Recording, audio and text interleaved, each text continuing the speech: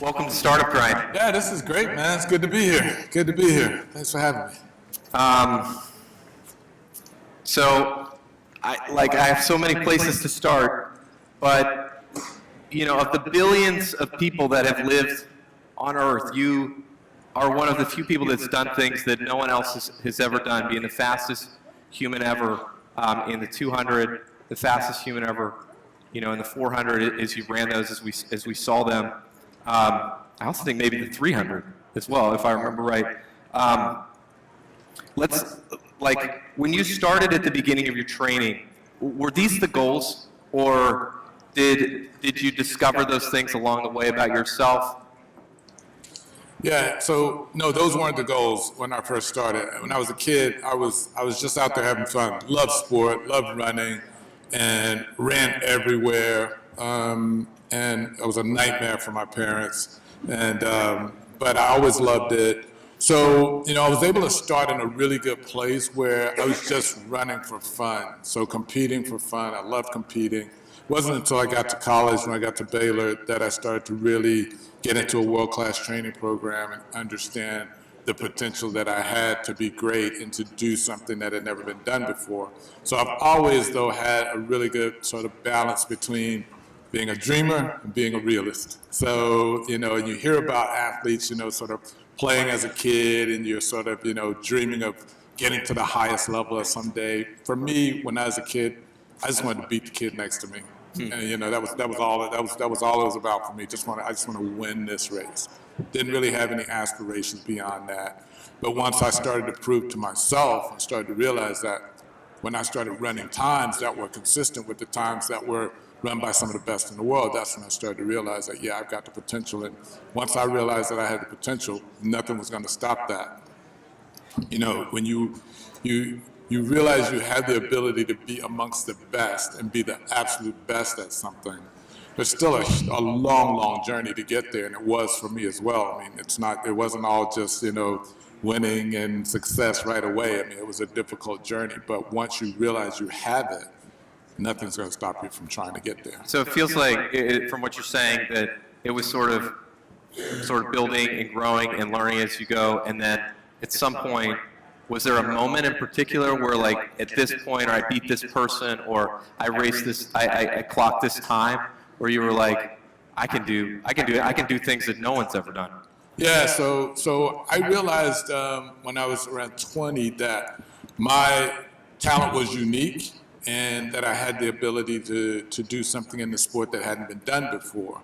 Of course, coaches and people started saying, as a 200-meter, 400-meter sprinter, like, nobody does that. No one's ever done that before.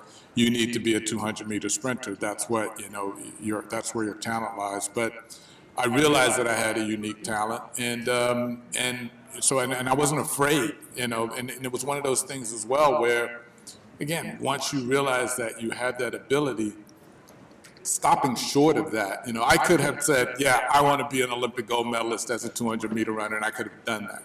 But it would have been stopping short, and that's just not, it's not in me, and just realizing that I had the potential to do something, that no one's ever done before. You get to a point where it's a risk, but you get to a point where the opportunity far outweighs the risk. What does it mean to you if I say that I'm reaching my full potential? What is that, when you hear that, what does that mean? Yeah, so I think that people typically conflate the idea of potential and hopes and goals and all of those things, but potential is a real tangible thing. You either have it or you don't.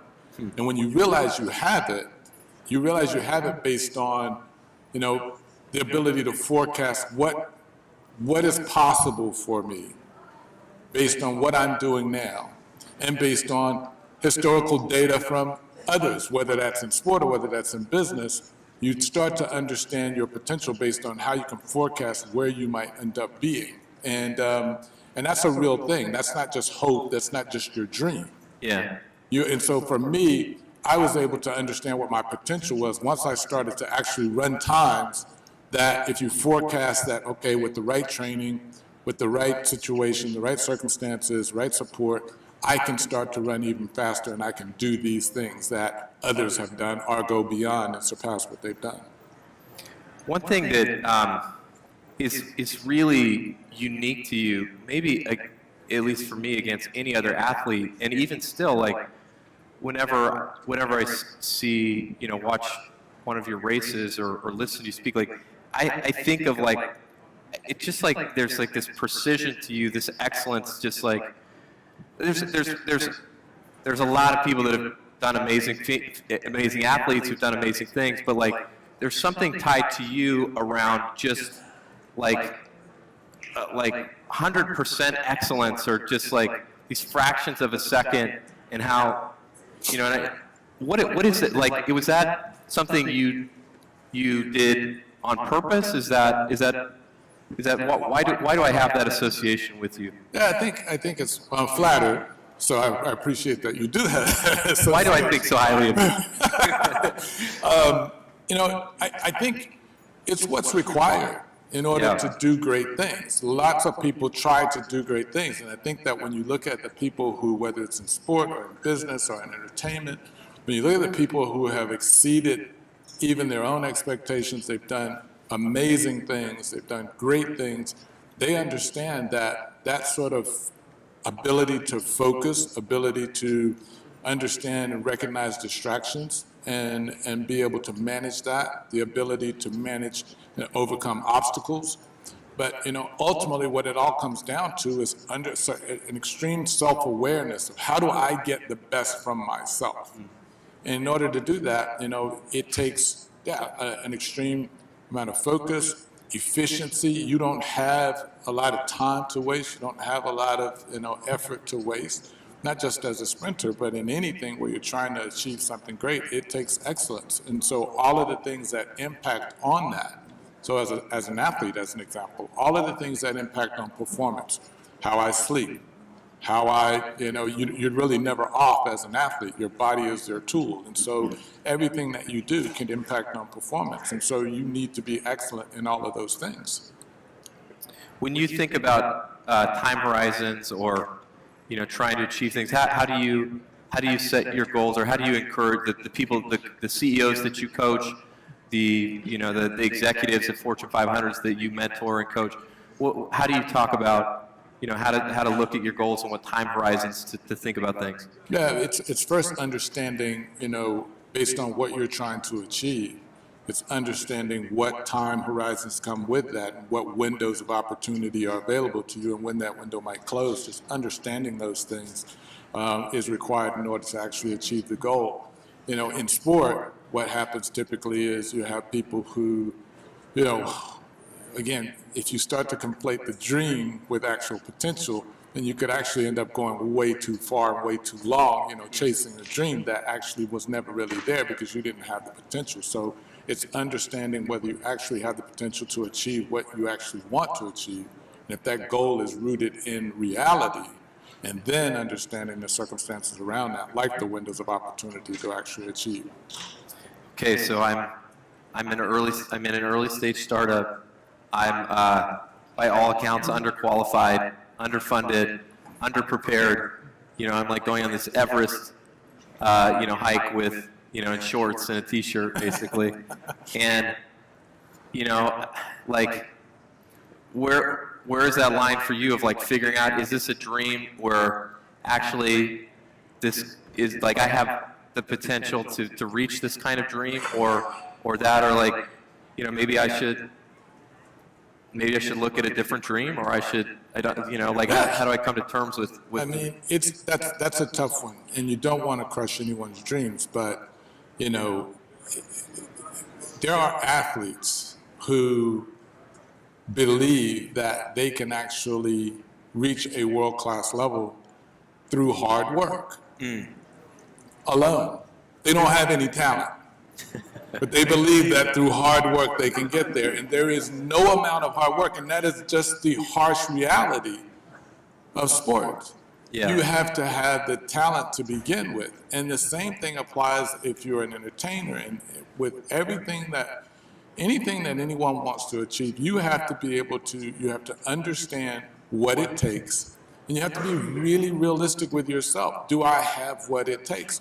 I remember telling my coach one year, and said, I was as a sprinter, I'm a 200 meter, 400 meter sprinter. And I said, look, this year I'm going to actually attempt the 100 meters. Just this year, just kind of, it's an off year, I'm just going to try it.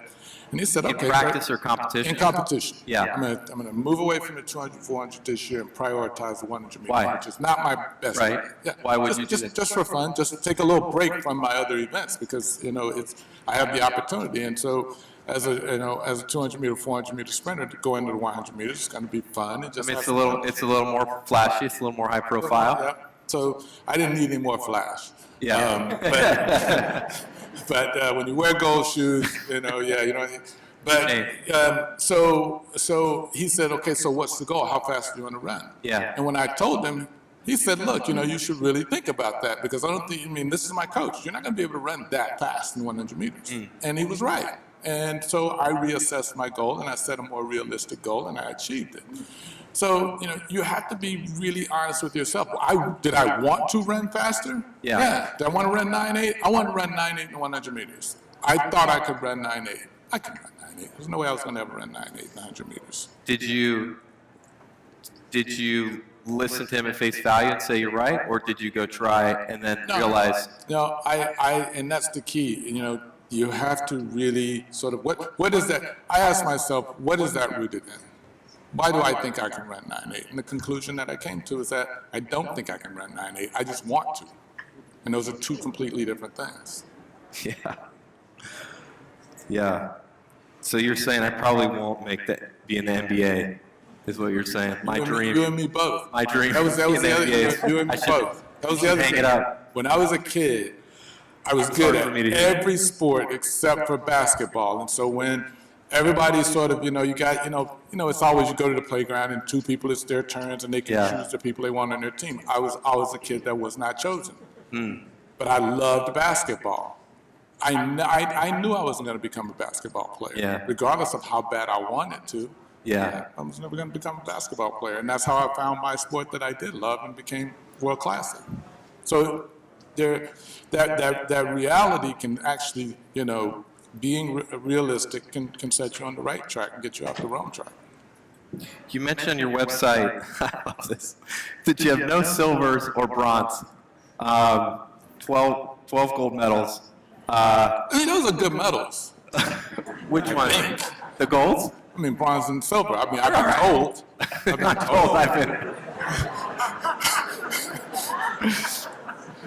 You've seen the blogs on it, or? I got some friends. I got some friends that have some of those. Look, I'm joking, but at the same time, when you know what your potential is, and I knew that my potential was to win, so it would have been a real disappointment for me to not win gold. Whereas for, and truthfully, anybody that wins any kind of medal, silver, bronze medal, that's an amazing accomplishment. But I went into every one of those championships as the favorite. Yeah. That's just where my potential is. So it would have been a failure for me to not win gold. So, another thing that's kind of struck me is you sort of had this incredible balance of what seemed like a huge amount of confidence, but also humility in there too. How do I, as a leader, find the right balance of those two things? How do you think about that?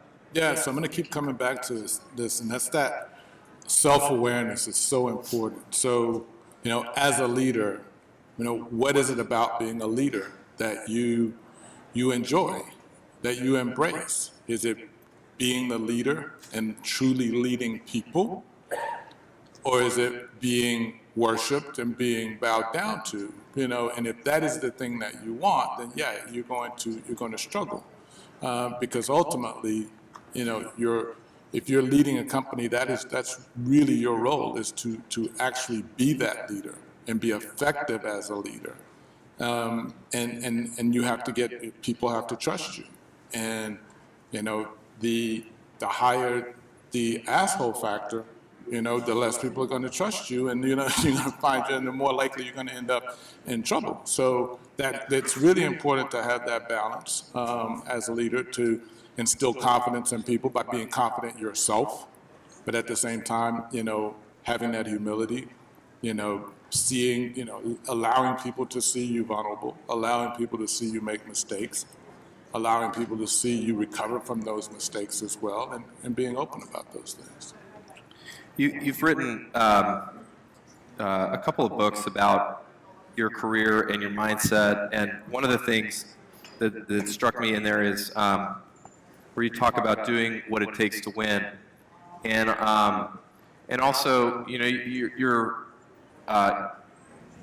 really thoughtful also about sort of mental health and people not burning out and not taking it too far. How do you balance those two things of you said it beautifully about people that, there's some things you're just not going to win. You can want it as much as you want, and sometimes it's not right. And you got to be honest about that, but also in the same vein of, hey, it takes what it takes. How would you coach a young professional on that? Yeah, it's interesting because what you just said there, it takes what it takes. Yeah. It takes a tremendous amount of focus, a tremendous amount of energy to accomplish anything great. If you're trying to build a company, it takes everything. So it takes rest. It takes recovery. It takes what it takes. It takes what it takes. Doesn't just stop at, all of the grinding and hard things that you need to do on a day-to-day basis in order to succeed, in order to build this thing. It takes a tremendous amount of focus and energy, and all of you, and you are your most important asset. So you have to take those breaks. You have to be able to have that balance. We hear it a lot in sport now about the discussion around mental health and the importance of mental health, but it's not new. It's new that it's being talked about more openly. How so? What? Because look, I knew how important that was. If for no other reason, you think all of the great athletes who have been able to achieve at the highest level, I always took the approach that, and I certainly did, that everything that impacts on performance is important. So my ability to be ready to go, be recovered, be ready for tomorrow, be ready for the next day, be ready for competition, but the ability to compete and perform, deliver under pressure, all of those things are important, and it takes balance. It takes balance in order for me to be able to do that, if for no other reason than to perform better, to make sure that I perform better. So yeah, rest and recovery is important. Taking a break away from the sport from time to time is important. So all of those things are important for my mental health, because you're doing your job out there in front of millions of people, and the pressure is on.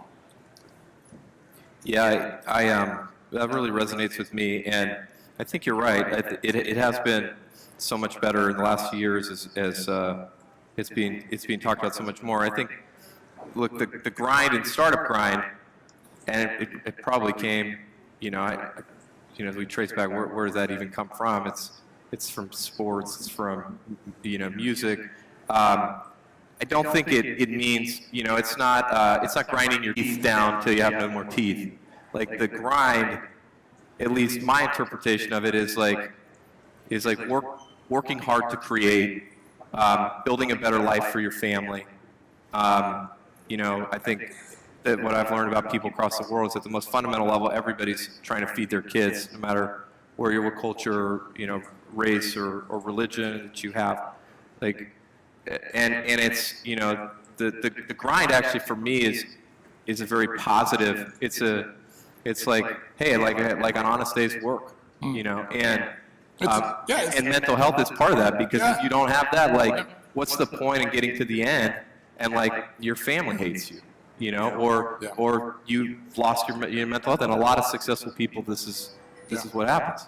But it is a grind. Look, if you want to accomplish anything, whether it's building a business or whether it's sports, it's a grind. You have to admit, we have to admit that it's hard. If it was easy, it's true, everybody would be doing it. It's not for everybody, it's a grind. the important thing is to understand that you can't keep grinding. You just can't keep going and going and going and going and never stop. You do have to take that break. You have to give yourself permission to take a break, give yourself permission to step away from time to time. Rest and recovery are extremely important because this is a grind. Do you still feel like you have something to prove? Why do you, why do you keep the things that you keep doing? Like, you've done so much, you've achieved so much. Like, what motivates you at this point? Why?